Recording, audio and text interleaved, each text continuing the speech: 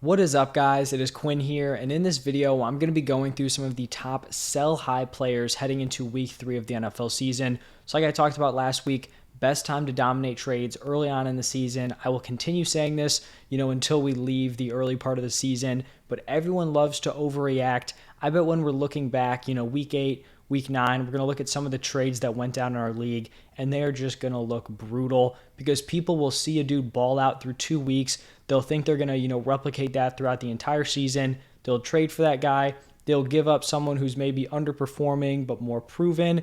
And then looking back in a few weeks, they'll feel like they made a massive, massive mistake. So we're going to try to pinpoint some of those players that you guys should be selling off. They may, be looking like great picks for you. Maybe you're still winning at where you drafted them. But if you can turn a profit on them and bring in a player who's, more established, more trustworthy, I think that's definitely the move for a lot of these players. Before we do jump into it, if you guys have any fantasy questions, start sits, waiver wire, trade advice, maybe, I have a player listed as a sell high on your team, you're wondering what kind of return you could get, just drop those down below. I'll be responding to every single person. And then just do me a huge favor, hit that like button and subscribe to the channel. But I'm going to jump into the first sell high player, and we're going to start off a little controversial here with Nick Chubb. I think Nick Chubb may have the most supporters of any fantasy player, in all of the NFL. Man, you say one bad thing about Nick Chubb, you're going to have a million people jumping on your neck in the comment section. But just hear me out here, before you go and curse me out in the comments. Just hear me out for my argument with Nick Chubb. Because if you guys recall, if you were here last week, I actually listed Kareem Hunt as a sell high coming off of his big week 1 performance. So looking at Nick Chubb's season, he's had a strong start to the year. Week 1, 141 rushing yards, 15.3 PPR points. Week 2, this was his massive game, 87 rushing yards, 3 touchdowns on the ground, and then also added 3 receptions for 26 yards, 32.3 PPR points. In my mind, this is the perfect opportunity to sell very, very high on Nick Chubb. I'm not saying Nick Chubb's going to be bad rest of season. I think it's very likely he finishes somewhere around RB10 to RB12 in points per game. He's always finishing somewhere in that sweet spot. He's going to be, a back-end running back 1 or a very high-end running back 2. That's what he does. We know it. We can pretty much lock that in. But I think the public is going to view Nick Chubb much higher than that. I think, your average fantasy player, you ask them to rank Nick Chubb at the running back position, I bet he's being ranked somewhere around RB6. In my opinion, that is way too high. We've seen both of these Browns running backs have a lot of early season success this year, and it comes down to just they're in competitive game scripts where they're ahead early on. You look at the Panthers game, the Jets game here in week 2, they go up early against teams that don't have great offenses, so they're in these competitive games, and obviously that's going to benefit the running backs, especially Nick Chubb. If we really look back, we take a step back, we're looking at them for the future. This is not a top offense. This is not a team that's going to be leading in, the rest of the games they're playing in. I think Nick Chubb is going to struggle when they go down early. This is definitely a split here with Nick Chubb and Kareem Hunt.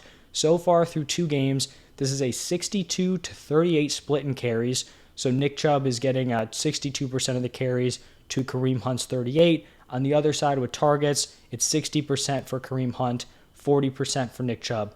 I'd expect that target number to probably lean more towards Hunt in the future, but basically you get the idea. Nick Chubb's like the 60-40 guy in the carries, and then Kareem Hunt is the 60-40 guy in the targets.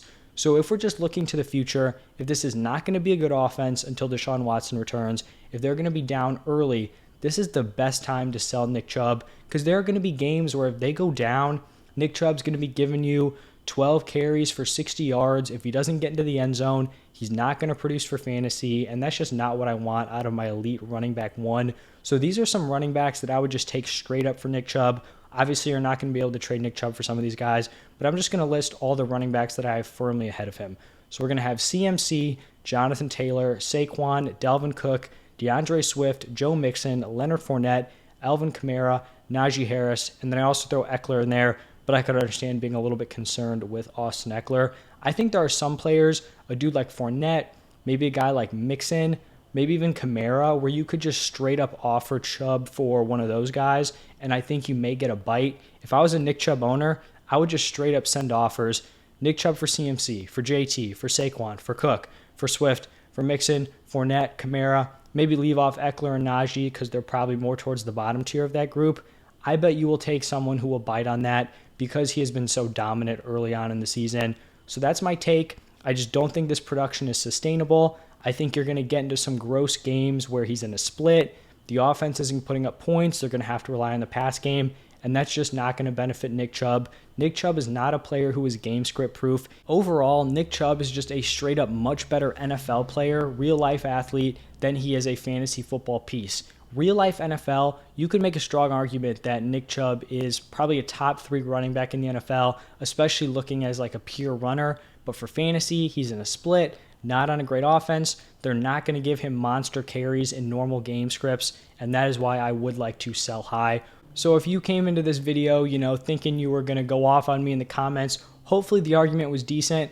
Obviously, if you're in love with Nick Chubb, you don't need to trade him, but that's why I think you should be selling high. Now, another running back that I'd be selling high on is Clyde Edwards-Helaire, and this is coming from someone who actually liked CEH coming into the season. I liked him as like that post-dead zone running back target. I was avoiding those dudes round 4, round 5, round 6. If we're getting round 7, round 8 CEH, I was in on him at that price. And I still think, like season long, he is going to outperform that ADP. But I think when we're looking at what he's valued at right now, I think he's going to 100% pay off his draft price and kind of let you turn a profit on where you actually were getting him. And I think you should probably be doing that before he comes back down to earth. So through 2 weeks, he scored 22.4 points and then 15.8. Look at those numbers, 22.4 and 15.8. Those are 2 great performances.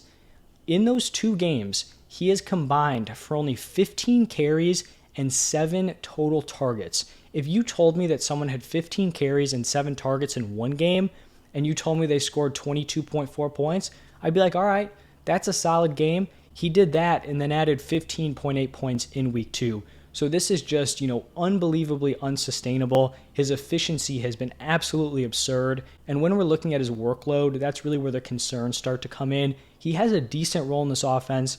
He's got the early down work. He's going to get some receiving opportunities, but he is giving up basically all the third downs to Jerick McKinnon, and he's also giving up some red zone work to McKinnon.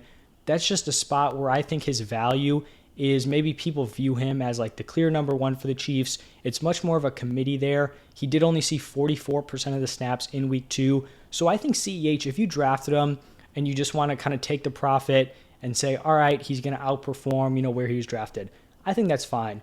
But I think you could maybe get almost like a round 3, round 4 return on a guy like Clyde Edwards-Helaire. And I think that's something you should definitely be looking into. So maybe if you want to, drop some potential trades down below, I can get back to you on those. Now we're going to shift over to the wide receiver position and talk about Tyler Lockett. So Tyler Lockett's coming off of a big week 2, targeted 11 times, caught 9 of those for 107 receiving yards, and then 19.7 fantasy points. Coming into the season, we knew Tyler Lockett was going to have a few of these games, right? He is way too talented to just kind of fade away because of bad quarterback play. Same thing with Metcalf. Metcalf hasn't had these boom games yet. Who knows? Week 3, he could go out there, 120 yards and a touchdown. Lockett and Metcalf are so talented, they're not going to be totally phased out of an offense just because of a bad quarterback. But even with this performance, are we going to go out there and say that Tyler Lockett is a trustworthy week-to-week start? I mean, personally, I wouldn't feel comfortable with him in my lineup. I think it's probably more likely he goes back in week 3, gives you 3 receptions for 40 yards, 4 receptions for 40 yards, and you're feeling disappointed again. Even with Geno Smith looking good in his start against the Broncos, that is still back-to-back weeks for the Seahawks offense with under 200 passing yards. This is just not an offense that's going to consistently, produce for both Lockett and DK Metcalf. I still view Metcalf as the number 1 here. Obviously, I feel like I was too high on him coming into the season because, he's definitely underperformed so far. But this is just not an offense when you're going to have these 2 studs and they're both going to be giving you consistent production. So I love Lockett as like a toss-in piece for a major upgrade. Maybe you're a Nick Chubb owner and you have Tyler Lockett. Do like a Chubb, Lockett, try to get one of those elite RB1s. I like that idea. But I do think Tyler Lockett is in this perfect spot where he has a big name. He has been a really strong fantasy producer in the past, and then he's coming off of a big performance. So just kind of like the dream sell high, in my opinion, here in week 2. And then on to the 4th and final sell high. It is going to be Tua, coming off of probably the best game of his career. Monster performance, definitely the best in terms of like awesome number-wise and fantasy production. Threw for 469 passing yards, 6 touchdowns with 2 interceptions thrown in there. I think this was a great showing from Tua. I'm not going to be one of these people, trying to take this away from him, kind of, trying to poke holes in this performance. I think it was super solid. The way that I saw Tua producing for fantasy was just going to be in like these safe games where he's just, hitting Tyreek Hill quickly, hitting Jalen Waddle quickly, letting them, get yards after the catch. I thought that's what we were going to be seeing out of Tua this year. He had to sling it today. He did it. It was great. I'm typically not someone who's going out and trying to trade for quarterbacks or really move my quarterback, but I do think this is a unique spot where you could trade Tua. Maybe the hype is crazy. He supported 2 wide receivers. Hill and Waddle both went for 11 catches, 2 touchdowns. Both had over 170 yards. Like, it was a crazy, crazy game for this entire offense. What I'd be looking for Tua is I still don't think he's going to be like a locked-in top 10 guy moving forward. I still think when we're looking back at the season, he's probably at that like top 12 fringe, somewhere in there. So if you maybe you liked Burrow or Brady coming into the season, you weren't able to draft either one of those dudes, I'd be totally cool with flipping Tua for a struggling Burrow or Brady, who I am confident both of those guys are going to bounce back, compared to Tua, where, maybe he keeps delivering solid performances, but this is probably the peak of his value right now. It is possible he outperforms those guys rest of season, but I would just rather buy into, Burrow being a top prospect, surrounded by great weapons, broke out late last season. I'd bet on him, fixing it. Same thing with Brady, the offense getting healthier. I'd rather bet on those guys compared to Tua, who could be the guy, but we just really haven't seen consistent production out of him. So those are my 4 sell high options. We had Nick Chubb, Clyde Edwards-Helaire, Tyler Lockett, and then Tua. Let me know what you guys think about those down below in the comment section. If you guys did stay all the way till the end, thank you. I appreciate it.